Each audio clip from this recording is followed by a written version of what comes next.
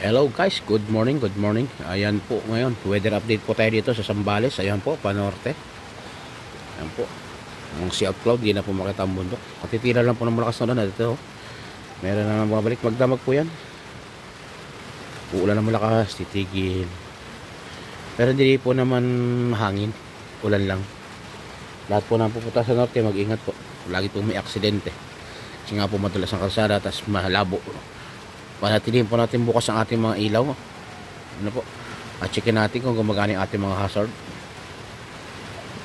High and low, paganahin po natin kung gumagana. Para po pag sa kurbadang mapag, mapagana po natin. Konting ingat at kalmado lang po tayo sa daan. Tayo mga tricycle, single. Sa low lane lang tayo, huwag tayo makipagsabayan sa pasling. Para iwas sa dikdikan. Kung mayroong naka-parking sa bandang unahan, mag-minor tayo bago tayo kumabig ng kaliwa. Ano po? Tandaan po natin, ang overtake po lagi ay sa kaliwa, hindi po sa kanan. Ano po? Yan po. Mag-ingat po. Dobling ingat. Lalo na po pag malalaki yung truck sa unahan, huwag po natin estimatein lang. Bigay natin ng mahabang freeway na yung wala talaga makakasalubong, kayo man mga ngalap mag-overtake. Ano po? Ingat po tayo lahat.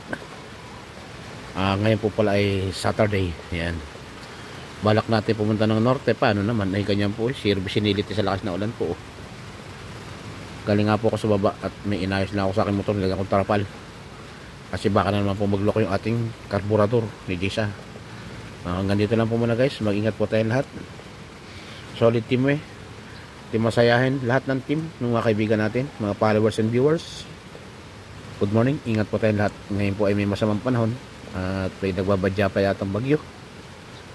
Ingatan po natin mga sarili, mga pamilya, lalo na po pag may baha.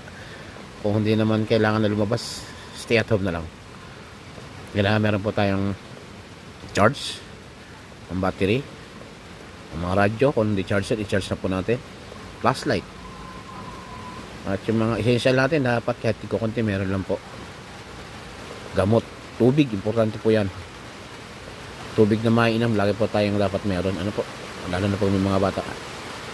Hindi bali po tayong maglugaw-lugaw muna ngayon. Ganun po talaga pag tag-ulan Tandaan po natin yan. Pag bar of June, July. Yan, taglugaw na yan guys. Ang ulam na natin yan, yung mga labong-labong. Yung mga tawag dito.